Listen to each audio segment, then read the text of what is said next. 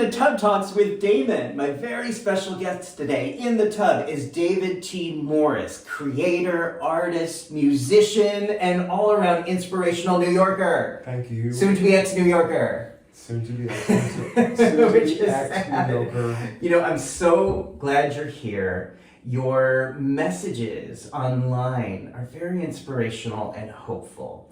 And the circumstances that we're meeting under right now are a little less than perfect or ideal. But I want to talk about what's been going on in your life, what kind of changes are happening. And I think there's a lot here that a lot of us, I mean, people watching this show could learn about surviving adversity and something painful. Before we get to all that, I want to ask you, what do you like most about your body?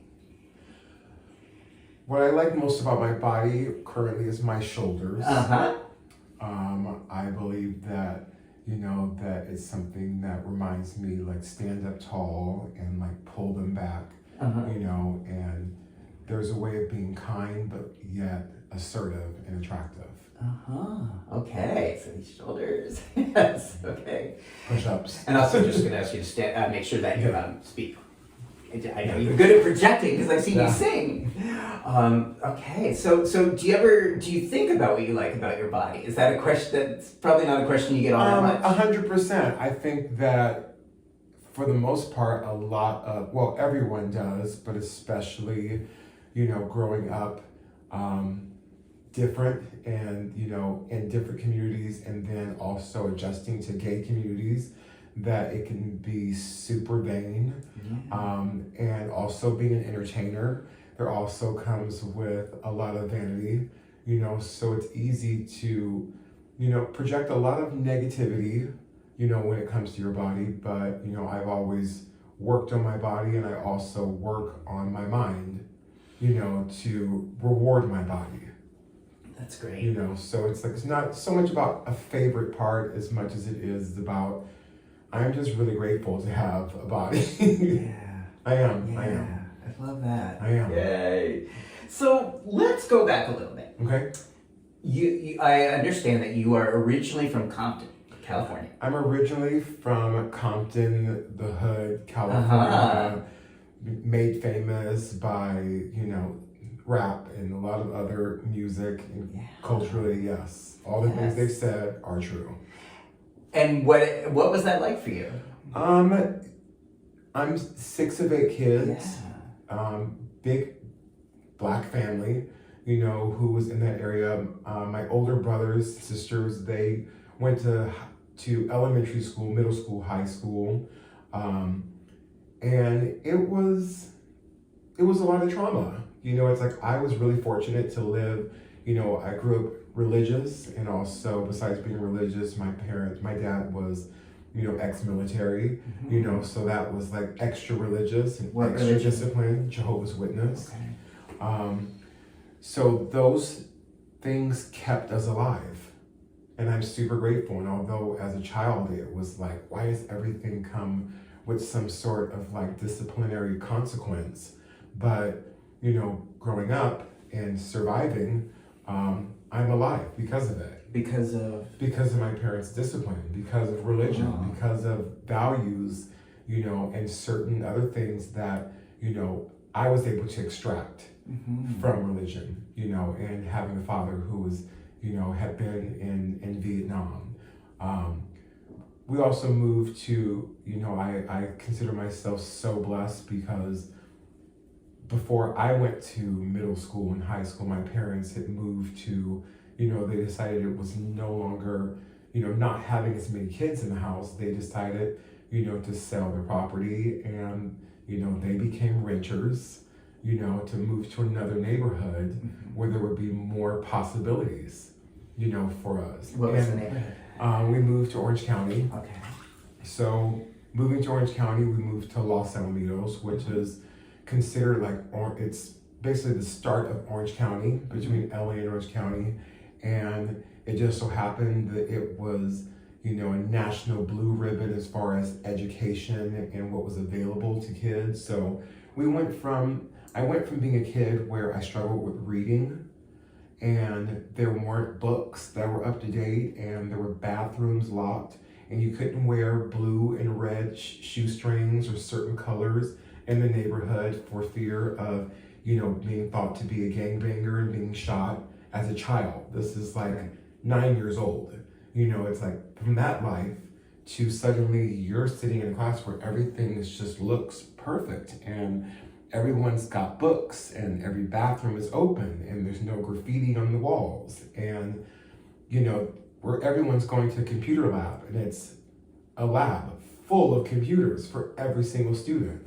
It's like I realized how blessed I was. It's like, and I took advantage of those things, and once I got to middle school, there was music, so I already, even in Compton, there were accelerated programs that my parents worked for me to have. So I played the clarinet, and I played the saxophone, and we sang in church. So when we moved to a place where there was a full band, I was able to continue learning about music and playing the saxophone and learning how, learning music theory, at that age, and then high school, like fast forward, it's like I'm at a high school of the arts. I just happened to be at a high school of the arts, living there. So all of those things magically. You mean you were already going to that? I was already going to a high school that had just started a program where I've just met and have been in the room and affiliated with some of the biggest Broadway stars now, because they were already going to this high school because it was called Orange County High School of the Arts at the time. Wow. It was, this high school, it was like a movie. It's like I was this young black kid from Compton whose parents took a gamble and moved, and not only were we safe from, gang violence and drugs and like all this other activity. Mind you, I did now discover racism, but so tell me, what I mean? That? It's like, but the art and all that was just, it was amazing. Yeah, I think of Orange County primarily as white. Is that? It was definitely white. So what was that? There was some Asians, there was some Hispanics, but as far as people of color, it's like I was definitely, it was like I was young, and suddenly it was like I was called chocolate milk or burnt toast or bubble butt, like things that were, I didn't really realize that they were because I was black, and these were kids who they were saying something that someone else said. Right. What I mean? It's like something, what I mean? It's like, and I was a kid, so being young and being a kid, I didn't take offense to it as much as it was like, why are they calling me that? Okay, like, you laugh it off. What I mean? And then as I got older, things progressed. It's like, and long story short, racism, prejudice, all the stigmas, they most definitely exist. Every single one. They still exist. They're still happening. What I mean? So it's, even within your community, with each other, against each other, gays against gays, blacks and whites, whites and blacks, all of it. Yeah. It's like I'm super sensitive to all of it. It's all happening. It all needs to really calm down. What does that look like, calming down racism? It's like revisiting like what it was like to be in a situation where so much was happening, and as an artist, a creative, and a sensitive person, and a person who was experiencing so much, as a young black person who didn't even know that I was gay, but knew that it was, it's like something's different with me. Yeah. What I mean? It's like I've always been able to speak to people and stand up for myself and try and make them aware in the most non-violent way possible. Yeah. Using my words, being who I am without, it having to be like, it's like being drawn to tears before drawn to like pull my fist. Yeah. You know what I mean? Which definitely, I think, traces into more recent events as well. But I'm curious. So you had early on musical inclinations. You enjoy music. 100%. Is your family musical, or was this just something? My dad was like always whistling, like master whistling, just whistle, whistle, whistle, loud and like a bird, like every song. And growing up, like, whether it was on Saturday, Sunday, when everyone was off and, we would be in bed, the music would be blasting, and it would be blasting, jazz or Motown or Al Jarreau, certain like specific singers. I don't even know if people, my age or younger know who they are, but they're the most stellar of like talent. You know what I mean? It's like, and I was a kid listening to him singing that and imitating it, and loving music. And I think culturally, culturally with music, and I think a lot of culture, I speak for myself, Black culture, music is healing of the soul. When I think about certain songs my dad playing or like my brothers playing, it was a part of what was going on at the time. Yeah. So I grew up being infused with that sound, and as I've gotten older, I've definitely gotten married to understanding like I'm also part of that. My voice, my talents have changed over time because of my experience and stories, and that's, what I hope as an artist to portray, is that it's not phoning in as much as it is connecting to people and sharing something really, personal, in a showmanship type of way. And it sounds like it's also healing. It's Absolutely. good for the soul. Absolutely. It always, even from an early age, has been that. Absolutely. Yeah. Was there anyone in high school that you could talk to if you were feeling like an other or having a shitty day? I'm still talking. I mean, I just talked to her for 4 hours last night, or the night before. Literally 4 hours. She was in Chicago. We've been friends since since middle school, and friendship, mentorship. She's Korean American, and it's just one of those relationships where you just have someone that you trust 100% that unconditionally loves you, and you love them, and you're able to like converse with them about every single thing that's going on, and they know who you were to remind you of who you were, and as well as we've experienced similar things, and also being people who are non-white. And she was at the same high school? Same high school. Wow. She actually moved to New York before I did, went to NYU, knows New York really well, left New York, has visited me in New York, you know what I mean? Is she gonna watch this interview? She will. She will? What's her Most name? likely. Rose. Rose. Hi, Rose. Thank you, Rose. So, then getting through high school, having Rose as a friend, learning your craft, getting more nurturing as an artist, did you have a plan, a goal, an idea? Did you want to go to Hollywood? Did you immediately want to come to New York? I'm such a dreamer, or like, let me trying to think how to put this. It's like having a paintbrush and painting a picture. I consider myself really fortunate. I've had like 20 plus years a relationship working for Disney. And that was something that happened by accident. It was a friend, it was like we just graduated from high school, and it was like, oh, you should come to this audition. And I was like, for what? You know what I mean? It was like, sure, I'll go. You know what I mean? It's like everything else is like worked out. So it was like 500 people in line waiting to get into this character cut for an audition that I knew nothing about, but I was going with friends, and we were just gonna try it out. And I was just graduating from high school, like 16, 17 years old, and landed it changed my life.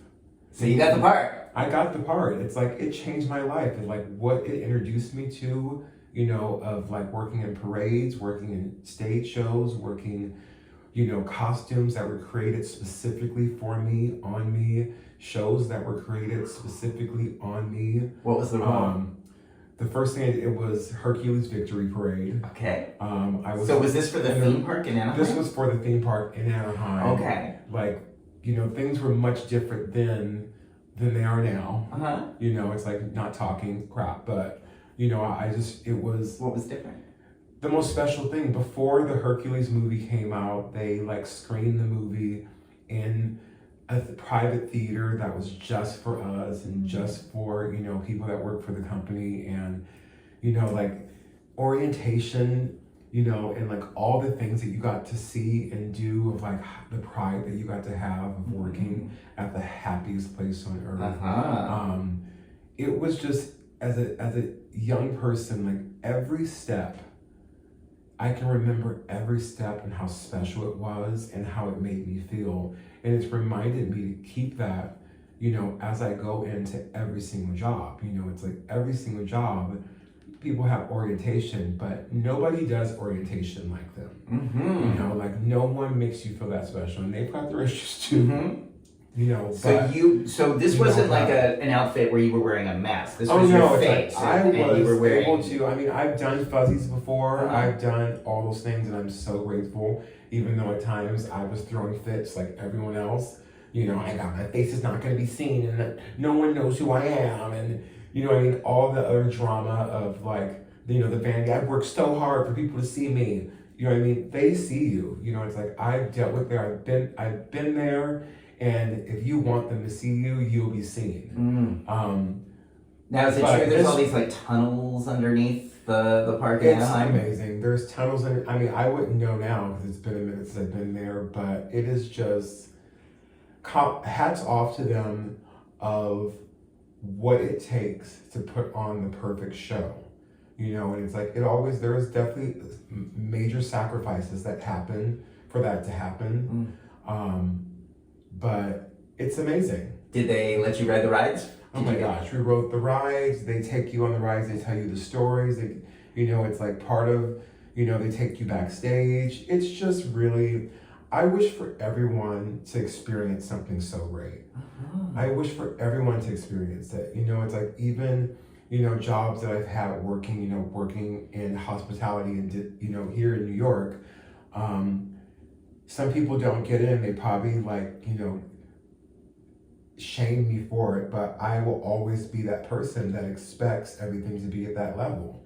And especially if I'm in the room, And I'm not going to let that, die. It's like, if you've been given that gift, that's what got me to this coast. It's that what brought me to different coasts. It's like wanting to spread that cheer and spread that hospitality and that sense of like magic, that I have been offered. So what is that like when you're offering hospitality and you're seeing other people smile and have a good day? It's really, really, really great when energy given is energy returned, and it's really, really not when it's not. Yeah. Yeah. You know what I mean? And New York has been like steroids, and it's been a lot of not. So when did you come to New York? I came in 2018. Okay. And what brought you, so were you still with Disney at that point? I actually left Disney and I came to New York by way of Myrtle Beach, South Carolina. And that's like a different show, but basically I went to South Carolina. I was handed the keys to a theater of a company that they had a theater. They had, a concept of different review shows, Las Vegas cruise ship type shows, which I had already done. And they flew me out, asked me, to watch the shows and asked for my ideas. And I took a huge gamble, and similar to what I'm doing now, it's like I purged my life, and me and my dog, and Rose happened to help me. She helped me set things up. We drove across the country from California to Myrtle Beach, and had an apartment and worked for a company where we created shows, we created entertainment. I made costumes, I put numbers on the stage. I choreographed. I Were you cut singing and music. performing? I had my own show. Uh-huh. I created a 60s and 70s show. I created a Motown show. And the amount of resistance that I got from people was so ridiculous. What? Well, I was a new person in town. And just as far as cast members, and I had to hire people, I had to let people go. It was the biggest responsibility of my life.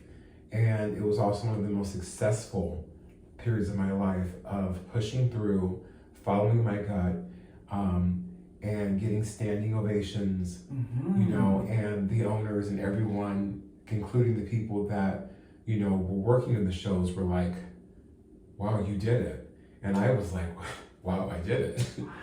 And I knew I would do it, but I didn't know how good it would be. I knew I would do it, but it's different when you're depending on other people to tell your story.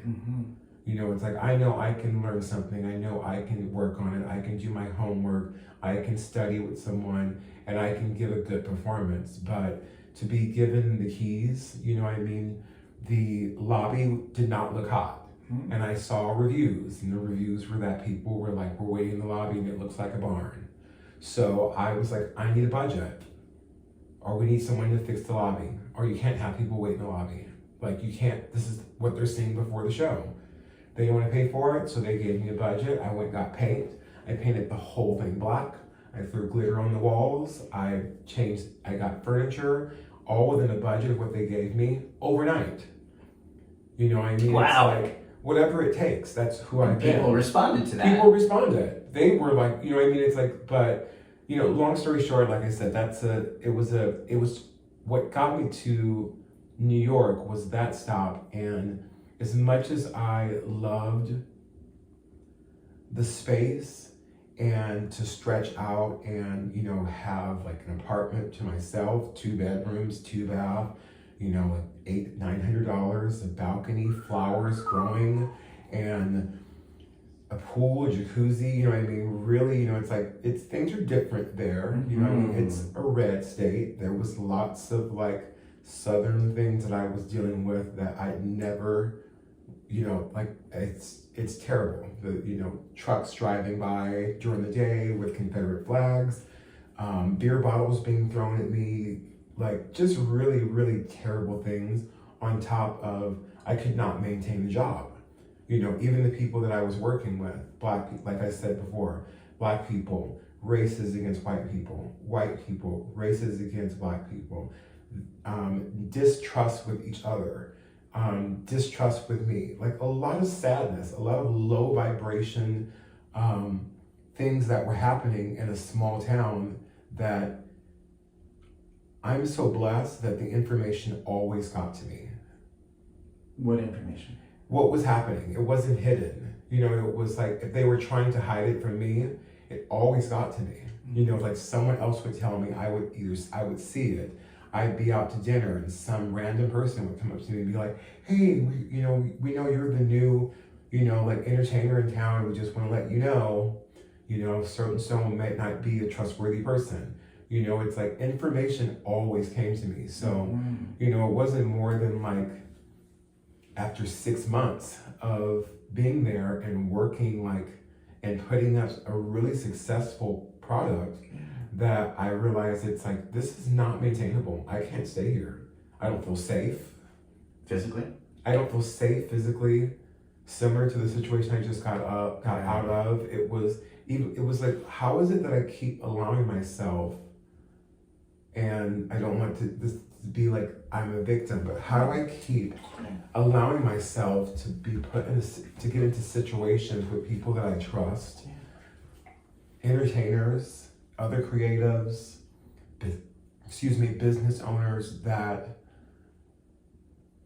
they're dishonest and they don't have enough integrity to do the right thing, and then they start acting in a way that is, we don't act this way. It's like, this is not how humans should act and treat each other. Like, you can disagree, but your distrust, whatever your issues are, your ignorance, it's like, it's not maintainable. You know, like it's like so I left. You were dealing, from what I'm hearing, is direct racism, like white to black racism, violence, threats of violence. Oh, it's like just, and also like, we're not going to pay you. Or, what I mean? It's like, well, we're going to go back on this contract. Just really dirty business. So there was the business, there was, sounds like gossip. I mean, there was gossip, there was deceit, there was, all of it. It's just, like I said, it's a different show, but it's like, it's like, I can't not be honest about the reality of like, even as entertainers and creatives, you need to be really careful of who you engage. We have to make sure that, like your tribe is important. Your tribe is important here in New York and, around the world. It's like, I definitely have a really incredible network of people, but in terms of extending my network to other people, there's been some major fails. Yeah. Which will be a success. Yeah. So that prompted you to come to New York. I came to New York because of 2018, and it was 2018 because that was right before the pandemic. Yeah. Exactly. I left Myrtle Beach right before a hurricane was coming. Oh. Literally, Dorothy. And got in a truck with my dog, and we drove to New York, and it was super specific of Hamilton. It was like, I'm learning the show, I'm going to be in the show. Mm-hmm. It's like I've always, you asked before, I've always auditioned and fortunately landed in a good spot. Mm-hmm. There's definitely auditions that I've like really like pushed till I finally got there, and I had my eyes set on Hamilton. I was like, people told me, and now I'm going to do it. I'm going to learn to rap, and I'm going to do this. Okay, so you come here with a dream for Hamilton. I came, and I learned, I did workshops. Yeah. I'm continuing. I think you got a lot of coaching, and coaching. Lessons. You know what I mean? And a lot of auditions. Got new agent, new pictures. Yeah. New classes. New York it had all those things, and then there was the pandemic. Oh. That we all, So you get here, you work your ass off, and some of your music and singing Hamilton is on Instagram, and it's beautiful, so beautiful. Thank you. So this is you're going for your dream. Yeah. And then 2020 hits, and then what happens? It was a really scary yet peaceful time. It was a scary but peaceful time. Now, at this point, are you living alone? I had roommates. We were in a tiny place, but I lived with a gay couple, and was really, really grateful that I had landed there because it was, a safe, encouraging place, to be, it was too small for all of us, but it was great. But you were there during the lockdown? I was there for the lockdown, yeah. The three of us, yeah. Wow. So you moved to New York to chase your dream, and then this out of nowhere pandemic hits us. Yeah. What was that like? Growing up religious and that happening, it definitely was really scary for a minute because it was like, these are definitely the last days. We are in lockdown. People are dropping dead. This is the scariest thing ever. It wasn't happening everywhere, but having friends around the world in Italy and like other places where it was a major big deal, was super scary. It was terrifying here because of the things that were happening for those who live in New York. I know, but what specifically did you see specifically, happening? I mean, trucks of dead bodies. Dead bodies. You know what I mean? Trucks. Yeah. You know what I mean? A complete shutdown. Like, don't get sick. You can't go to the hospital. Like that. Like there were tents, set up for people to get aid. Friends who were nurses were flying into the city, to give aid. You know what I mean? It's like everything was. This was the end. Did you get sick? I did not get sick. I exercise. I take care of myself. I'm a bit of I wouldn't call it a health nut as much as it is a hippie of like understanding that the earth gives us things to heal and also to take care of ourselves, you know, so whether it's teas or herbs or eating well, exercising, breathing, meditating, getting outside, making videos, being creative. Yeah. I was super creative during the pandemic. You know, I baked and I loved baking. What do you like baking? I make an insane cheesecake. Ooh! Now you tell me. Cheesecake. Now you tell me. Bread, Oh pumpkin my bread, gosh. cookies. I just, you know, it's like, it's directions. Follow the directions, follow the choreography, and you'll get a beautiful masterpiece. You know, it's like, so I got really, it just had fun, and it was just something fun to share, you know, pictures and share with my roommates and feed people and the neighbors. You know, it's like, it was being shut down.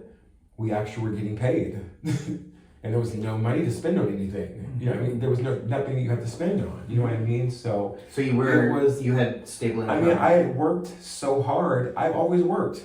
Yeah. You know, part of the reason why, you know, I'm leaving New York is because I've worked the whole time I've been in New York, other than being every holiday. You know, other than the pandemic, it's like, it's work.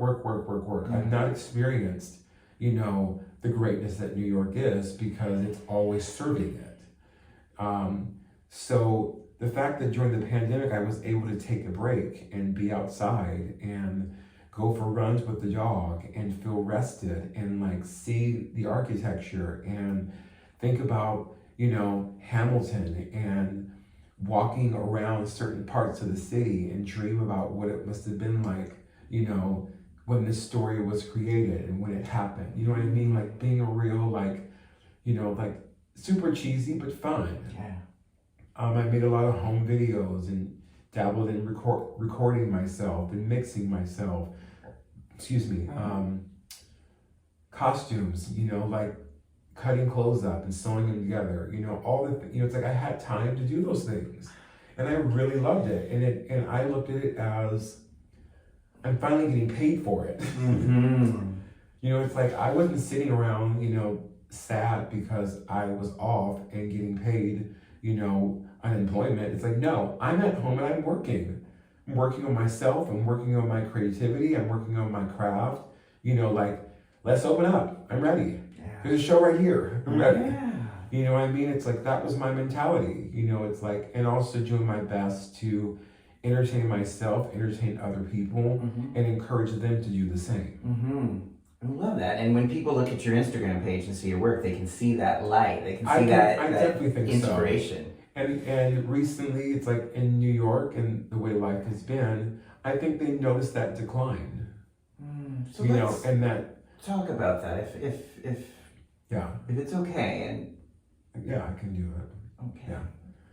Okay. It was a decline because of, you know, it's like the economy that New York, where New York is right now with a housing crisis and the economy, you know, it's like going back to work and living situations. You know, I moved from the couple I was living with, and for the last like year and a half plus, you know, it was another 2 roommates, which was not great, you know, and then, you know, thinking that I was bettering myself into another roommate situation that really, you know, just like plummeted.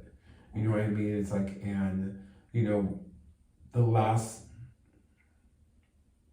you can judge different people at different situations, but, you know, growing up the way I did, it's like not to be a martyr and not to be like, but 6 of 8 kids, I've lived with people my whole life.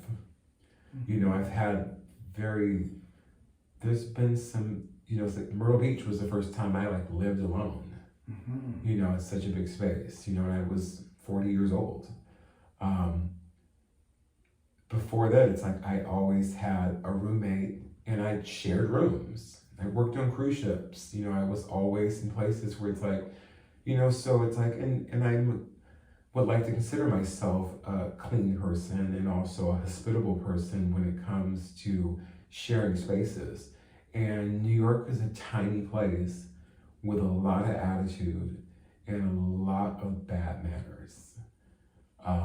So having roommates, working hard, bad manners, people not cleaning up after themselves, rodents, roaches, high rent, plumbing's not working, heat's not working, air's not working, trying to avoid confrontations about, certain issues, and then the most recent roommate, had a major problem with alcohol, and other suspectable abuses. So that brings us to where we're at, which is how I learned about you. It was through something unfortunate that was news around here that went viral on it's a insane. website. It's And insane. again, the reason I'm bringing this up is because I think it contributes to why you're leaving New York. Maybe not the only thing. Yeah. But I also want people to understand what you've been dealing with and for how long you've been dealing with it in this acute situation and this most recent roommate situation. I mean, you are a very warm, hospitable, I would say you have this light around you. And as you said, you treat people with respect. You treat people with kindness. And you were recently in a situation where that was not, with a person who has some very clear mental health, substance abuse problems. I would say besides the substance abuse, there's maybe bipolar might be the case. I signed a contract, a sublease, under someone, it was going to be for 6 months. And, I had plans of like, okay, with the economy being the way it is, he met my dog, it's like I was downsizing, but at the same time, it was like, this was a person that I met through Ghostlight, like a website that was, it's like, it's become, I guess, more dangerous, but in the past has I'm not been. familiar with it. Ghostlight there's several different Ghostlight groups on Facebook that are specific that are created for people looking for sublets, or creatives, actors, in the network of like specifically LA or specifically New York. And it's been around for years, and you can have a lot of success, it's like, but you can also like, it's a gamble. So you met this person, and I met through this that person service. through one of those sites. Okay. And when was this? This was in June. In June. So June of 2023, So June of 2023. in Astoria. And June of 2023 in Inwood. Inwood, okay. And I looked at their Facebook, I looked at their Instagram, I met them, and it was like, it's 6 months, and here's my deposit, and it's gonna be, it's like, it's legit. And how did it appear to you at the beginning? The beginning, it was fine. The place was all the things that I was looking for, which was clean, respectful, goes to work. It was in writing. It was there. And upon meeting this person and seeing the space, and it was no better, but no worse than anywhere else I lived. So it was, without going into my personal, me being overly grateful and like not realizing it's like there's certain things that are below, it's not standard and it's below board. And from now on, I'm not going to allow myself to be in those situations. If the water's not running or if it's not running, don't move it. You know what I mean? It's like if you're getting burned when you turn on certain, certain things like that. And these are all experiences you've had. These are experiences I've had. Trying to find housing in New York. Everywhere you go, there's some weird kink. There's some door that you're trying to like open and it doesn't open because you're gonna break the key, or you've got to like, push things up, and you're gonna lock it 16 times.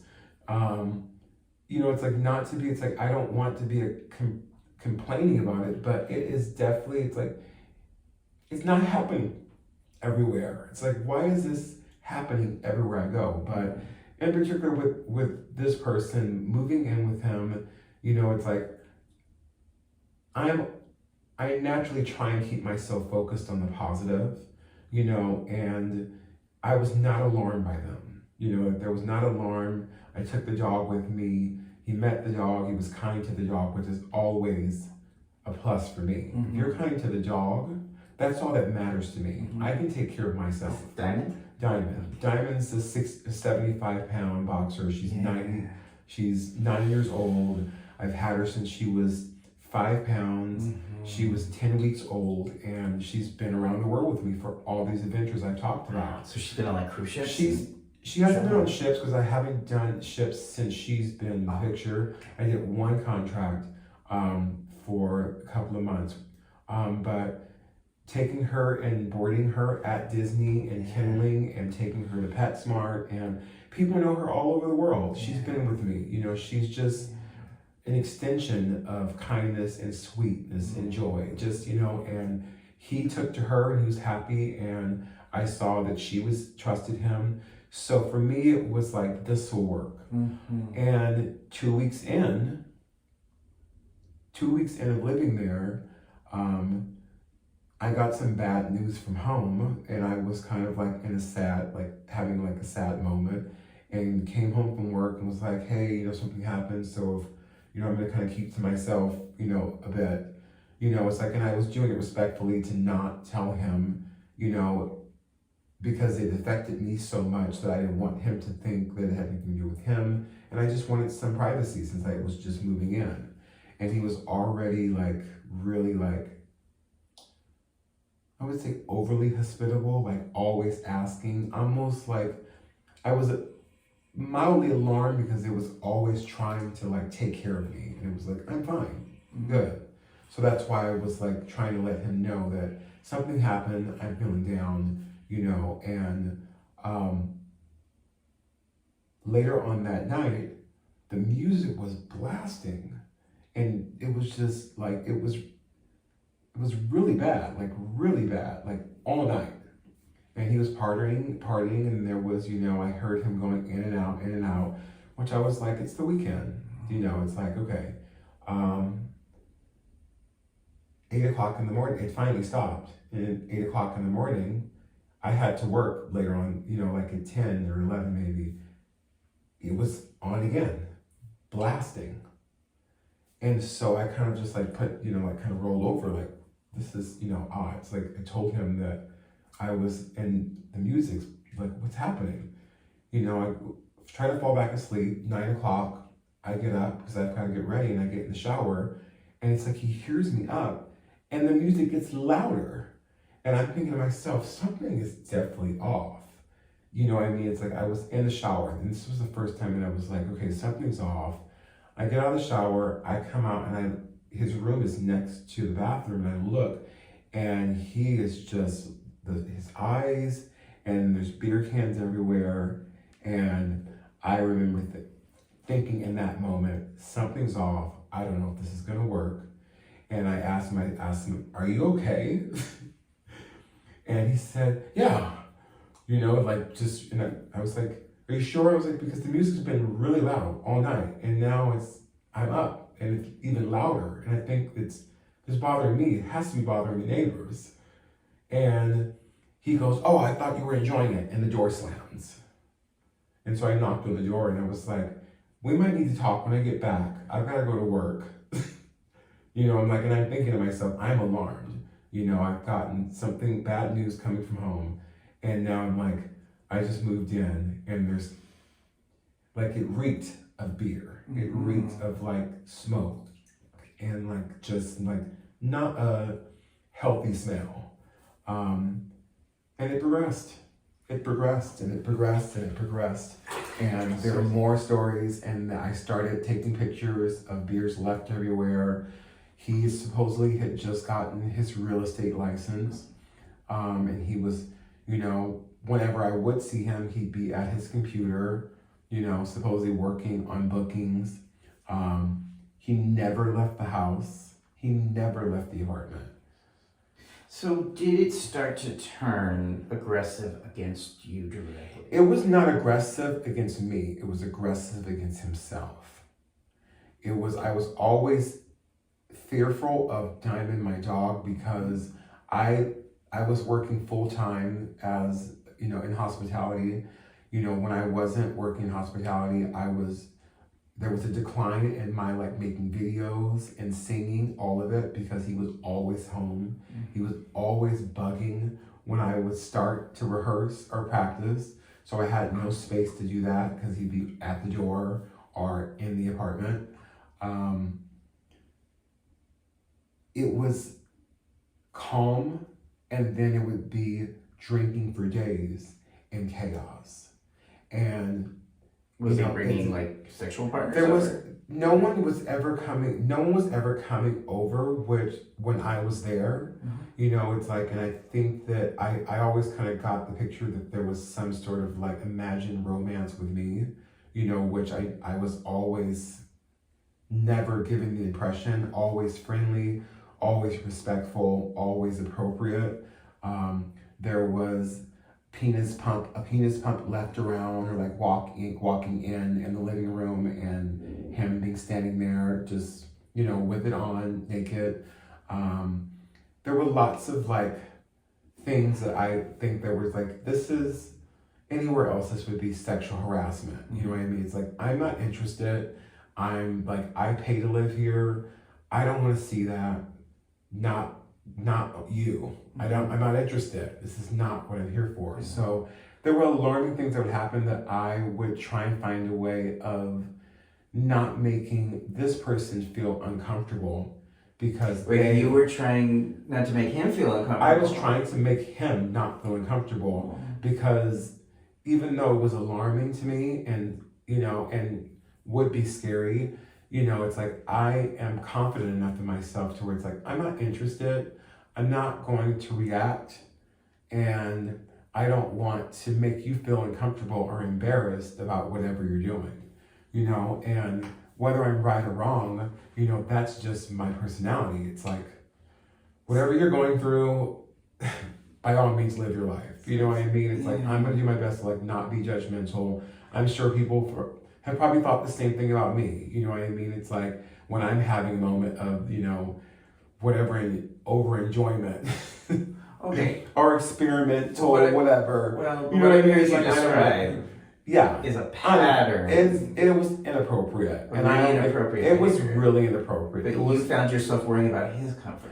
I worry about his comfort because, to me, it's like all the stories I was hearing from him, and his stories, his personality, him not leaving the apartment, things that I understand and that I have studied and also experienced as a homosexual, I couldn't help but to feel really like I was, the whole time I was with him, and I don't let him off the hook for it. I do just have to pat myself on the back for really learning more about living a compassionate life. Yeah. Because this person is garbage. Now, you said earlier, we were talking about how throughout your life, you've had to learn to deal with people that were aggressive with you, and not throttle them as you could, but to breathe and resist. Yeah, I mean, was that like, coming up it's with like, him? Joey, it's like I knew that this was a time limit, the process of living with him, the economy being the way it was, the low vibration job that I was working, not making enough money. Joey's not working, so it's like, if I brought food home or if I'm cooking, it's like, I didn't feel comfortable not giving. It's like, it was dragging me down to like always be in a situation where someone less than me, even though he was like not working and not doing anything, when someone's drinking and there's no food in the refrigerator, it's like, how do I come and just like eat in front of them? So I either ate outside the house, or I didn't want to eat in front of him, or I always brought him food. You know what I mean? It's like, because I just didn't feel comfortable. It's like, how do you do that? You know what I mean? It's like, I shouldn't have had to do it, but it's like, and people would tell me, it's not your responsibility, but it's like, how do you not do it? Well, see, and I think this speaks to you and your humanity and perhaps your connection with God or your higher power. It's so terrible, like... Yeah. And I did it for 6 months. You know what I mean? Like someone just took, and I would be gone from work. And I never gave, I mean, there were a couple of times I gave him money because he asked, and he was specific in what it was for. And even then I was like making excuses to give it to him. Not like tons of money, but like he asked for the rent a little bit early, you know, or, you know, it's like, and I'm like, well, I have it, you know what I mean? So I guess I will, even though I want to think to myself, like, why are you not working? Why are you not going to work? I'm tired. And I get up and I go to work and I go to the gym and I take my dog out and I go and take class. And I'm still trying to, doing what I can to make all the things that, the reason why I'm still on this planet, you know, to do those things. Yeah. Why aren't you doing it? But I can't say no to you because you're drunk and you don't have any food. And yet you still Or you're bugging me and you don't have any weed. Yeah. You know what I mean? It's like, I'm not an idiot. Like, I know when it's like you need it for your abuse. You know, it's like, and I had several times when his abuse of substances, you know, or his addiction would be annoying to me because he'd be repeating himself over and over again, the same things he'd been talking about for 6 months. It would like happen and it would be like, I've got to run out of here. I've got to figure out a way of, you know, like I looked up early on when I suspected of his abuse situation. I immediately like went to Google and was on the train and was like, Google, how to deal with drunks. Mm-hmm. And literally all this information came up and I just sat there reading it and taking it all in disbelief of, holy shit, what have I gotten myself into? You know, it's like, because it wasn't like I could just move because I just moved in.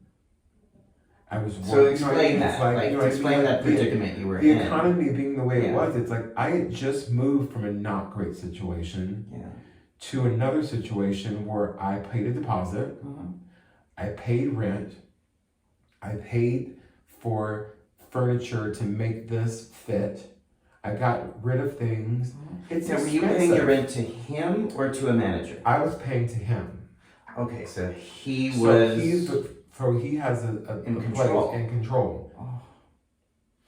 Yeah, it was most definitely, it was a really terrible situation to be in when I would like to consider myself as being someone who has a high amount of integrity, of being honest and doing the right thing. You know, to the extreme of, you know, it's like I pay rent to live there, but every time I went to the bathroom, I'm the type of person where I have Lysol wipes everywhere and I don't leave any spots on the toilet. If I use the sink and I shave and I wash my face and brush my teeth, the sink is clean. Yeah. If I, you know, the same thing in the kitchen. So that's how I am naturally, on top of I'm paying you rent. Mm-hmm. So that's how I conducted myself in this space. I have a dog, my dog sheds, I have a Swiffer, I have a vacuum, you know, like you're not gonna find any hair anywhere because you're not, I've already been in situations. I know what it's like trying to get an apartment in New York.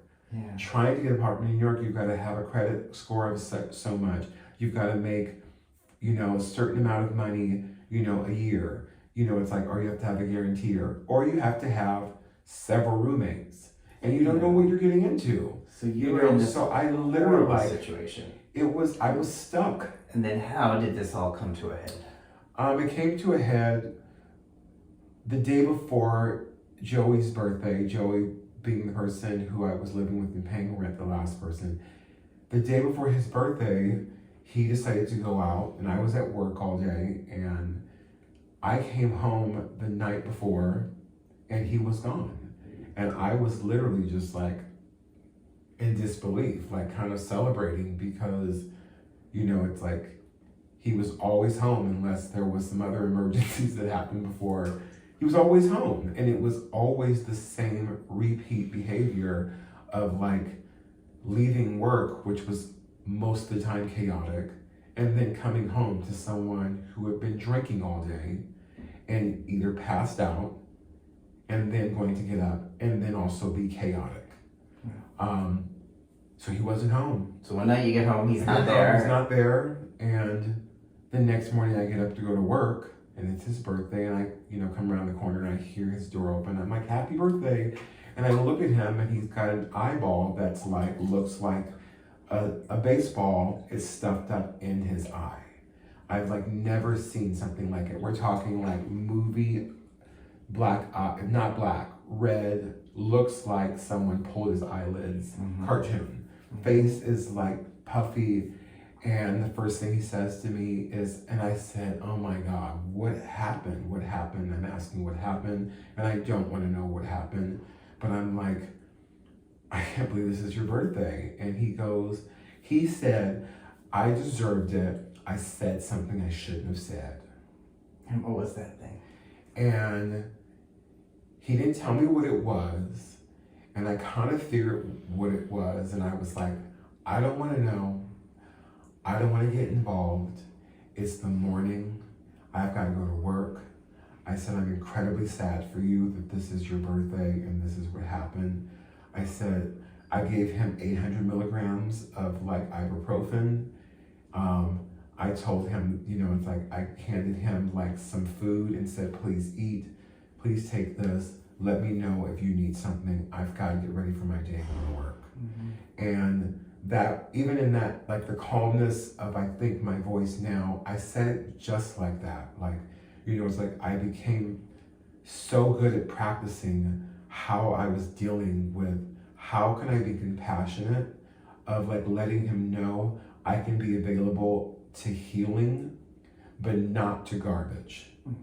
I'm not going to get involved in your stories. I'm not going to get involved in your lies. I'm not going to get involved in your alcohol. You didn't want to be pulled into it. I'm not going to smoke anything with you. I don't want to, I will feed you. I'm not eating anything of yours. You know what I mean? It's very specific of reasons why to not get involved.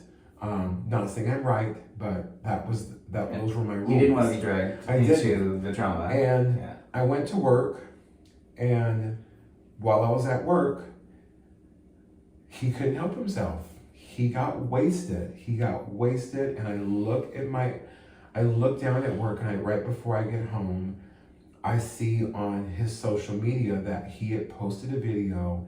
He's wasted, and he's sending the most hateful, disgusting message out into the universe about how prideful he is, about what he did, and the word he said, which was the N-word, and he happened to tag the person that he did this to or that he got into the fight with. And I'm at work, and it's I'm at work, and I see his video, which is appalling.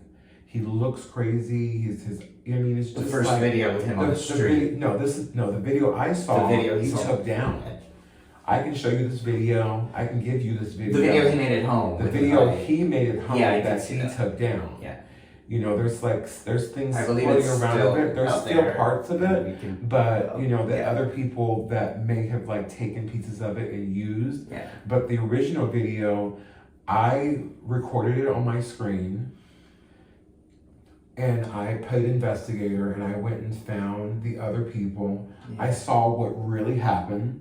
Which was him being the crazy person that he is, drunk, out, uncontrollable, paranoid, whatever he can get his hands on, just a really, really negative person, a and really you knew sad that person. Side. I knew he was that side person. Down the and I can't tell you how many times that I saw that demon, and when he wasn't that demon, I would put my hand on his heart and I would tell him, listen, I want to make it clear to you that the person that you are when you don't have those substances is not the same person when you have a substance. And I've never been offended by the person that you are. I've never been told that, because he would skip up and he would just get really loose with the lips and say things, but he'd never said anything like that before. He'd never said it to me. I never thought that he was racist or whatever. I did think that I was alarmed by the fact that he lives with Fox News on and always playing the news. His family's from Tampa. He has a lot of like bad like energy and like conversations always about, you know, and like hate and disdain. You know what I mean? Like he has a very bad relationship with it, as well as obsessed with Trump news and information and the war, just like news, bad news, bad news, bad news. So he gets drunk. And it's like, let me tell everyone the bad news that's happening. Always. Always. So you know what's so interesting? Again, this isn't news, like, I mean, but here's someone who is already chemically imbalanced, perhaps, I mean, definitely with substances, Yeah. certain drugs, perhaps an organic mental illness, who's consuming Fox News day in and day out. Consuming Trumpism. Consuming it. Never leaves the house. Never leaves the house. And then he leaves the house for his birthday, and we're talking about a gay man here. We're not talking about, you know, your typical MAGA red, and he's possibly possibly part. He says that he is Cuban. Okay. He says his dad is Cuban. I don't know what's the truth, so I don't even want to speculate. But when he does his go last name outside, is Sanchez, and he is most definitely has a situation with, which I think, I don't think, I know because I've experienced it. Mm-hmm. There is a lot of like classes, racism, and prejudice in the gay community. And Joey is a classic example of, you know, the video where he's saying, you know, where he's proudly like, I'm Joey Sanchez and I'm white, you were the slave, not me. You know what I mean? Like, what in the world does that mean? You know what I mean? It's like, I don't even know what it means, but for you to be saying things like that, you know, it's like he said it, you know, trying to stay back on track of like, you know, how it affected me. When I saw what was happening, as soon as I got home from work, I told Joey, you need to delete your account. You need to delete that video. You need to get off the internet completely, and you need to disappear for a minute.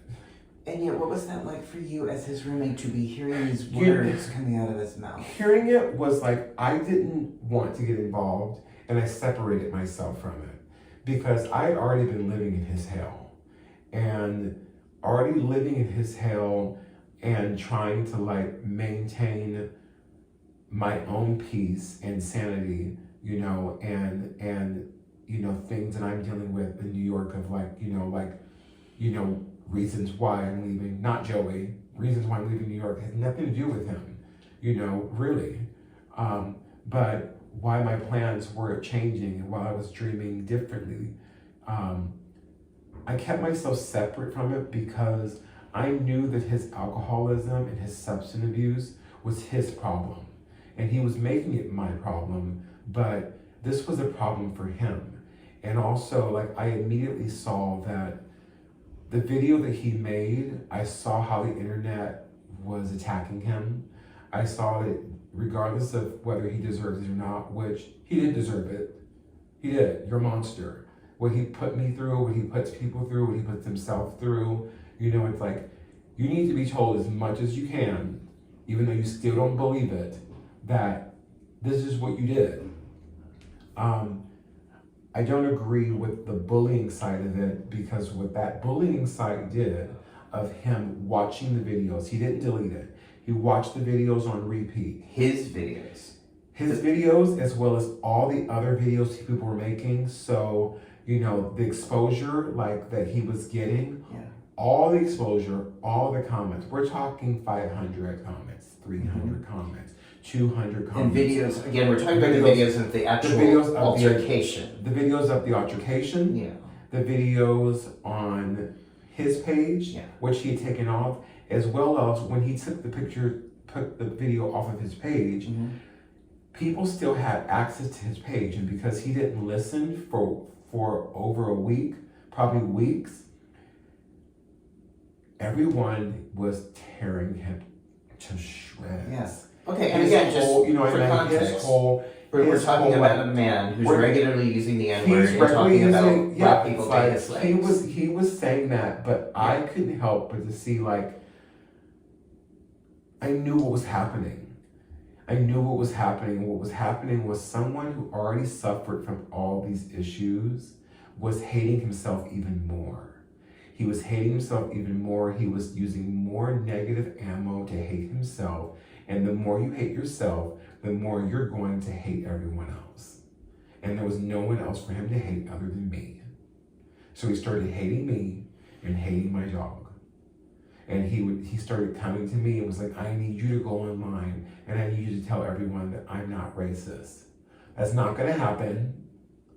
We all know I'm moving out of here. I told you what to do. I told you to delete your account. I told you I didn't think you were racist and that I think that your substance, you know, forced you to do something. You know, he's like, I'm trying to let him off the hook of like, we're all a little bit racist, I guess. You know what I mean? It's like, but how you act on that and how you speak and what you do, you know, he had taken it to the Joey level. Just the Joey level. He had been pulled out of the apartment before. He'd been taken away before. And didn't know I knew. I knew. Taken away? Taken away. Arrested? He was not arrested, just like with me when I had to call the cops and they pulled him out. I came home from work on Halloween. He had no idea that I knew. I came home just in time, and as I was coming up the stairs to the apartment building, I saw the police and I saw the paramedics, and I thought, oh my gosh, this has to be him. He was drinking all night. I was, you know what I mean? I was always on edge. I was always on edge. This guy is gonna like hurt himself or someone else. Sure enough, I opened the door and he was strapped to a chair. The police were there. They had a blanket over him. I saw his feet like dangling under the chair, and I just walked right by as if I didn't know what it was. I went upstairs to the apartment. There was a neighbor waiting who told me what was happening. So that was like months later. He was screaming on the fire escape and being nuts and talking about how he was gonna kill some baby if the baby didn't like. He was nuts, and somebody called the police on him, and the neighbor told me what happened. He said he came down because he was checking on the dog. It was just then, on Halloween, and I had been there since July, that I finally had an encounter with a neighbor who told me what I got myself into. No one told me, no one said anything. All these people in this building knew that he was mentally ill. They knew that he drank. They saw me. They saw my dog. They saw him walking my dog when I never asked him. I never gave him permission to. And it was just in October that instead of someone asking or like maybe giving me some information, that I was now being offered this information that this has been his life for 5 years in that building. Does he still? He's had several roommates. He's done it several times. This is the pattern. This is what he does. So you know. So not only is he doing that, but this was also a pattern of something that was happening to me. And no one told you. How many people is this happening to in this city? How many people are not getting resources? How many people are going to work and coming home to, excuse me for saying, shitty roommates, shitty apartments, shitty living situations, and feeling like they can't get out of it, you know what I mean? As well as, you know, someone who has a space and treats it so poorly, and treats themselves so poorly, and treats everything and everyone around them so poorly. What's amazing to me, David, and really beautiful, is that you still, throughout all of this, maintained a sense of him that could see through the violence, that could see through the abuser, that you still saw his, it seems like you could still perceive his soul, and that there was somehow someone underneath all that you found to be a worthy person. I put that on blast for myself, And I have to continue to do it so that way I don't hate him. I've worked on, that word. I've worked on forgiveness of humans in general, forgiveness of friends and family, and understanding like how important it is to really do that work. What does forgiveness mean to you?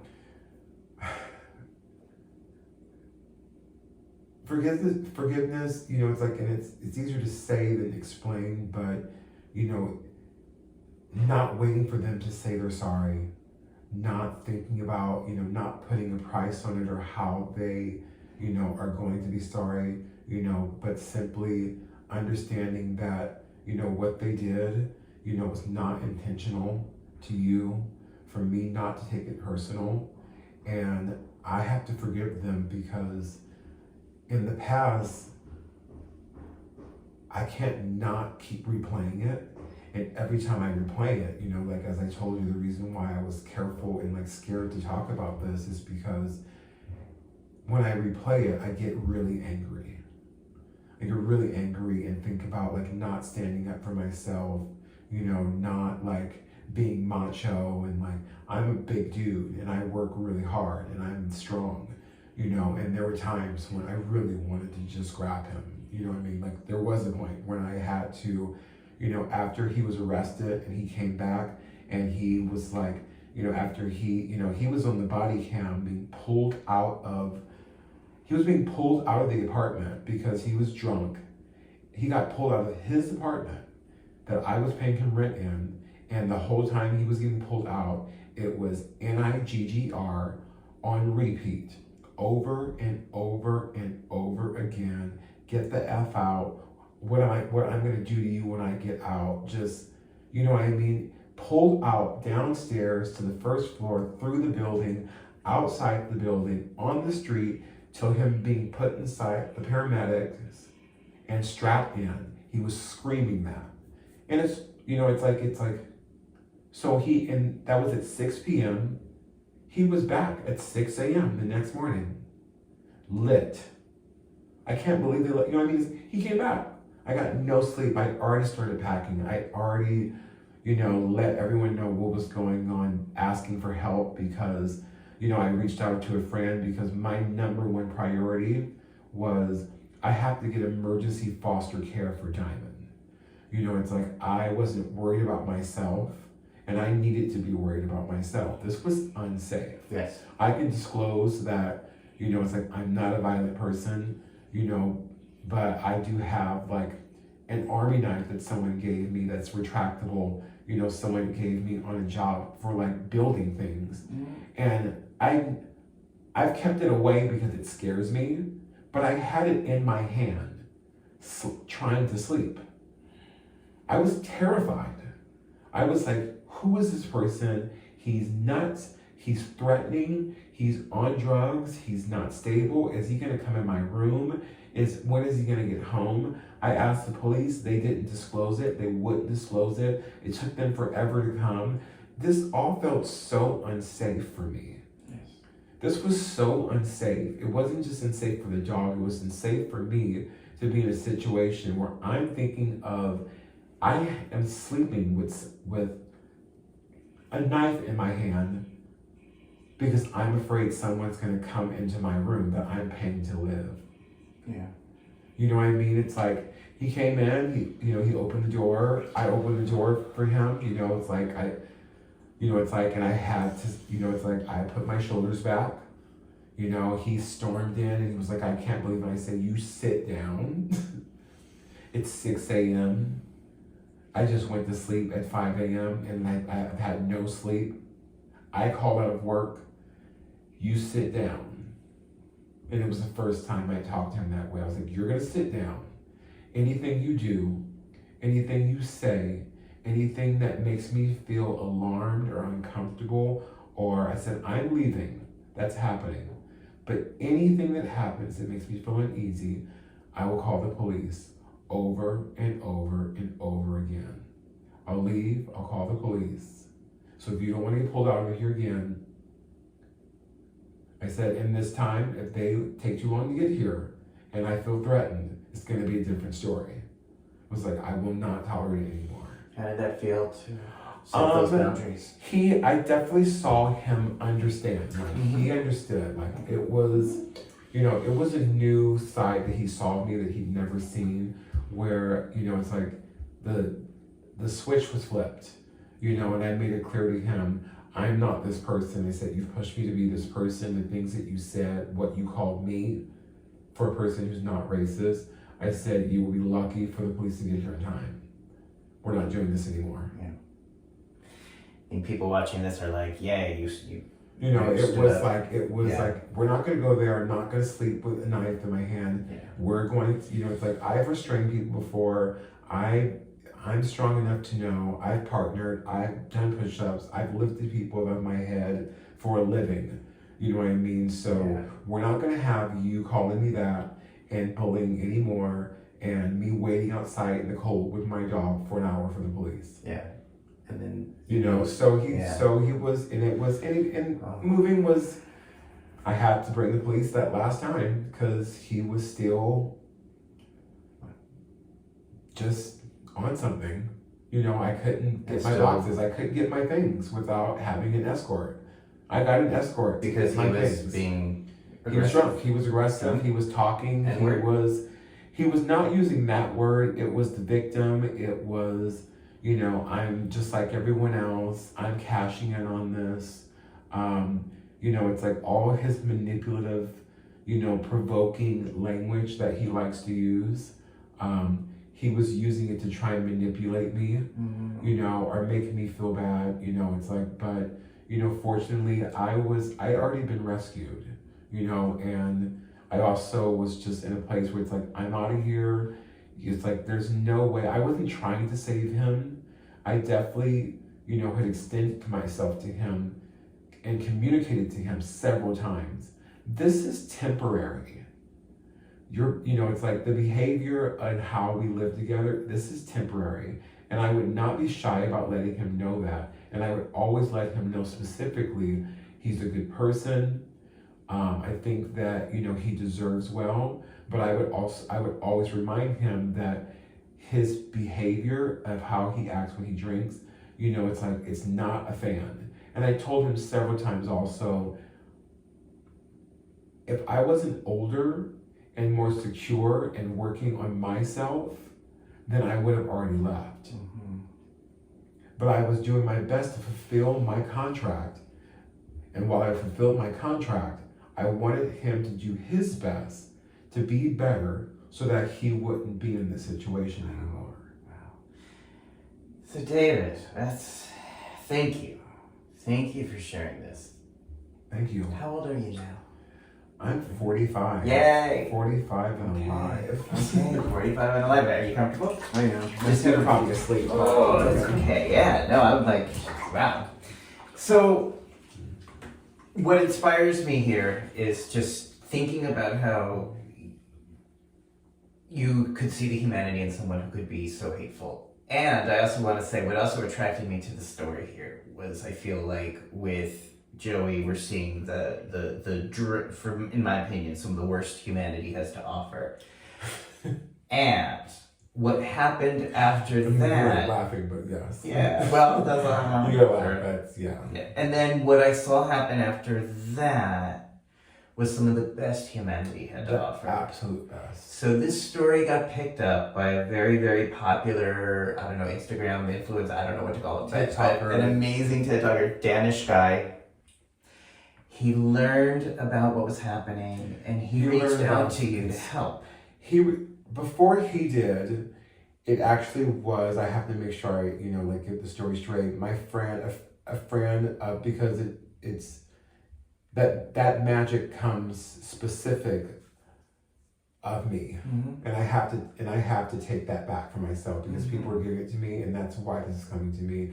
And I have to carry that with me because there's a lot that's happening for me and I have to take ownership of that. Yeah. And I'm grateful of that as much as I am of all the help that I'm getting. But a friend of mine in Myrtle Beach that I work with, she saw, and it's, it was my trip in Myrtle Beach of someone that I met there and an impression that I made on her that she saw what was happening and she set up a GoFundMe for me. Which you were not all in favor of. I was not in favor of. I didn't know that it was happening. I just wanted to earn my money and get out. Yeah. I just wanted to get out. And But you were dealing with homelessness. I was dealing with... And a dog. It really was. It was like I was literally living... It's the holidays, you know, it's like, and I've been working at a place where I think it's important for us to be super transparent about what's happening out there, because a lot of people have shame over it. And, you know, it's like, I am a hardworking person that was like, I'm working, I'm continuing to be loyal to a place that I'm working at. I'm not making enough money. I'm not getting ahead. I'm not thriving as an artist. You know what I mean? This is a very cliche situation of, I think other people need to understand that there is a light. You know, there is a way to get out. You know, you can ask for help, and help is on the way. It'll come for you. It will definitely come for you. So when she set up the GoFundMe and that Danish guy publicized it, he publicized which is how I learned about this. I reached out to him, and initially, believe it or not, I reached out to him because I was trying to find a way to, not for exposure for me, but because of what was happening, I reached out to him to find out a way of sidetracking this, to get away from talking about Joey, because Joey was becoming more hateful and it was becoming more uncomfortable for me. So it wasn't so much of me asking him for help as much as it was of like, how can we take the story away from Joey so that way people understand it's like, what they're doing to him is actually making life hell for me. You know what I mean? Like, so when this all became public and the rage started being enacted against Joey, that put you in danger. It put me in more danger because Joey had no other outlet. You know what I mean? So moving past him, you know, it's like the Danish guy as well as other friends, you know, it's such a small community. It just so happens that, you know, we were able to have a conversation on the phone, and we had a really great, encouraging conversation where he was super encouraging, and we had mutual friends that he went to, to a comedy school with, and, you know, other people that I know of in Southern California. You know, it's such a small world, and it's such an awesome community. You know, and like this community, it's like, it has really come through for me and like really saving me. It really has, you know, really has. So hundreds of people learned about what was going on with you in New York. They saw the videos that Joey had put up. They were there, they were aware of the story. And in their hearts, they felt moved to support and help you through this. They have sent me emails. I was getting Venmos. You know, it's like someone offered a place for us to stay immediately. I felt immediate peace. Like, does it restore some of your faith in humanity? It has restored 100% of faith, and part of that faith, you know, it's like it feels really good because it feels rewarding of the fact that I didn't allow myself to go to a really dangerous place for me with Joey. And that's not any judgment against anyone else and how they've dealt with him, but it's my personal feeling of, you know, how people have taken care of me is particular of reminding me that my restraint, my resilience, my kindness, my humility, as well as them wanting to see me be joyful. And that, I think, is the silver lining in the midst of all this. They want me to be joyful. They love me. Yeah. And the process of, like, you know, like, the major problem, a huge, major drawback of living with Joey was that how can you love yourself when you live with someone who does not so much? You know, and living with him was making me less and less and less attracted to myself. And how about now? you know, it's like, it's amazing because everywhere I go since I've been out of there, it's like, it's the lights back on. Yeah.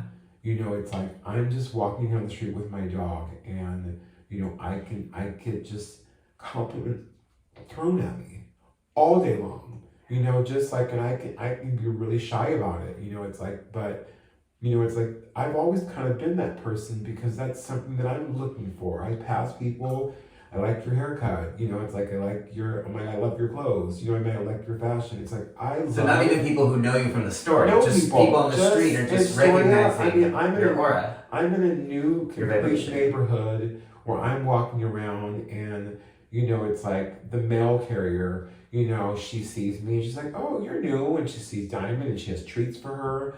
You know, it's like, it's just such, the light's back on. You know, the light is on. Yes. It's not, it's like, it's back on. So why leave New York? I miss being on stage. Yeah. I miss having space. I'm not interested right now in, you know, I like a bag of chips and there's bodegas on every corner in New York, you know, and $6, $7 bag of chips is absurd. Mm-hmm. I want to be closer to my family. My family's in California. Mm-hmm. And more so than anything, you know, it's, I want to be in a place, I'm desiring to be in a place where the work that I do is going to be make sure that when I pay rent, it goes to the optimal living space. Yeah. So that means Vegas. That's Vegas for now. Okay. Have you lived in Vegas before? I've lived in Vegas before. Okay. So you know the town, you know the situation. It's always a revisit. Uh-huh. You know, it's like, but it'll all come back to me just like in California. Yeah. You know, but, you know, it's like, I'm happy to revisit and see, you know, old friends and super excited to make new friends. Mm-hmm. I have not burned any bridges, so I can make phone calls and, you know, remind contacts that I'm there. Yeah. But more so, it's just like, life is a journey, you know, it's like, and it's a new exploration. It's going to be a new Vegas and a new situation. And I'm going to treat it like I've never been there. Yeah. You know what I mean? Okay. And, yeah. you know, it's like, there's a certain amount of trauma that is associated with life and the pandemic and Joey. You know, but, you know, it's like, I'm strategically doing my best to plan a trip where I'm driving across the country and going to see friends that I've met on cruise ships or around the world working in entertainment, see them, see their families, and start over, start fresh, and, you know, do what I can to just like heal my mind, heal my body, and I'm an entertainer. It's like, you go where you feel that you're going to be appreciated and people are going to be receptive to your creativity. Yeah. And did that audition for Hamilton ever happen? It never happened. And I'm not gonna lie that I'm not like bugged out about it. Yeah. I mean, it's like, it's definitely bitter, more bitter than sweet. You know, it's like, I can be honest, and I think it's important to be honest about where I'm at. It's like, I am somewhat jaded by, you know, the entertainment industry and things that have happened in the Broadway community. And that's why I'm going to Vegas. It's like, Vegas is a place where it's not about characters as much as it is where I can, you know, get back to, well, resume and work on Damon. And like, you know, you're a rock star, you're a great singer, you're a great actor, you can tell stories and be different characters, but, you know, more important to me right now is, you know, having a living space where I can be as honest with myself, you know, and project that into entertainment and creativity. And, you know, New York will always be here. I don't think, you know, I specifically had my eyes on Hamilton specifically because Hamilton is always going to be here. And, you know, it's like, I'll always do what I can to stay as healthy and strong, you know, to be the specific character that I intend to be, you know, but in the meantime, there's no more waiting. Yeah. I'm not going to wait anymore, and it's definitely not going to sacrifice my safety. I'm I'm not going to sacrifice my quality of life. Mm-hmm.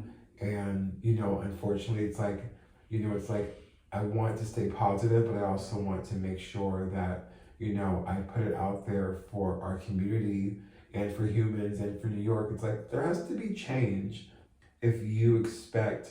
I believe that I'm a passionate artist, that, there's a lot more of New York I would like to give and see and receive, to the community, but it's impossible right now under these circumstances. Under the What I mean? circumstances, It's like, I don't want that to seem like, oh, so I'm copping out and going somewhere else. No, It's like, no. I'm excited. This was You're the taking plan. back your power, is what it Yeah, sounds like. you know what I mean? But taking it's like back your agency. Thank you. I appreciate that. Yeah. But making sure it's like I definitely want to make it known so that other people that may be feeling this way, it's like, don't feel like you have to like put up with this. Yeah. There might, it's like I've lived long enough and been enough places to where your happiness can be somewhere else. Yeah. And it may not be Vegas. Yeah, your creativity, your light, your talent might be channeled Yeah, it's like in other it's places. like, And I don't think the story is done with New York no, either. absolutely not. But I I'm sitting in the appreciate- bathtub with you. Yeah.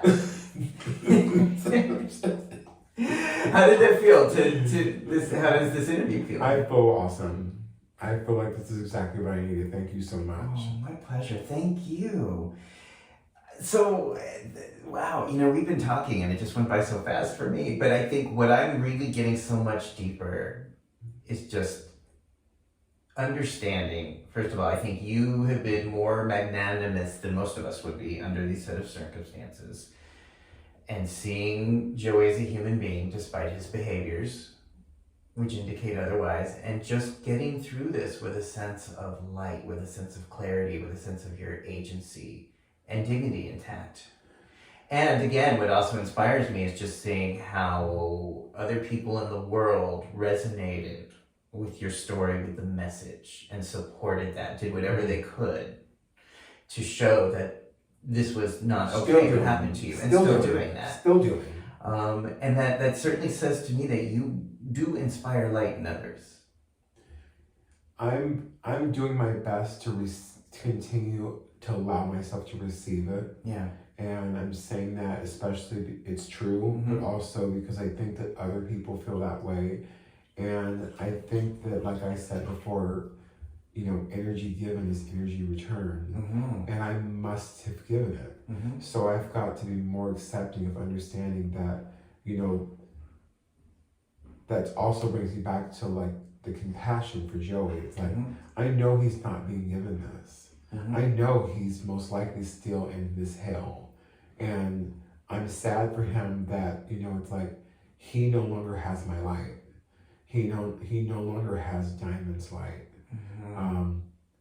And I know that he's feeling that impact, and that is part of like what brings me back to a place of like forgiveness and understanding what forgiveness is for me, and compassion is understanding that, it's like there's always going to be someone less fortunate than you. Yeah. And how you deal with them and how you deal with that and yourself, it's like it reminds me where my heart should be. Thank you so much for taking time to do this. I know you're actually in the process of moving, and so taking some time to come to Brooklyn, sit with me is really generous. When people want to follow you, how do you want people to follow your work, your career, your light? I'm going to continue through Ballslicious on Instagram. I think it's the most fun. It holds me accountable of all of my natural facets of professionalism and fun and being ballsy and going for it and singing and dancing. You can find me on TikTok and Facebook also, but I would say for the most part I'm pretty fluent with Instagram, but would love more followers and would love to be able to support you and and continue to be supported and each other creatively, as well as making sure that it's like we take care of each other, and talk to each other more about things like this. Whether you're someone who battles addiction or you're in a situation where you know, you're a victim of some of it. You know, it's like we can all help each other more. Has anyone been coming to you for advice or guidance in their situations? No one has done that Uh-huh. yet. I think that people have been incredibly kind. I have so many messages. I have so many messages. I still have not responded. I like to be able to love, not love every message and respond. And I'm so behind. And I want everyone to feel that way. Yeah. I want everyone to feel that way. So for anyone who sees this, I hope they feel, you know, some sort of validation and feel extra special to know that like I'm just so much better. I'm so much better. Beautiful. Thank you, David. All right, if you like this interview, subscribe down below. Part of what inspires me is talking to people who are going through or have been going through stuff in life and finding ways to learn, to grow, to thrive, to shine. And I'm just so grateful that you took this time to hang out with me. All right, everybody, subscribe down below. Follow David on all the links. They'll be posted right down there. And have a great day.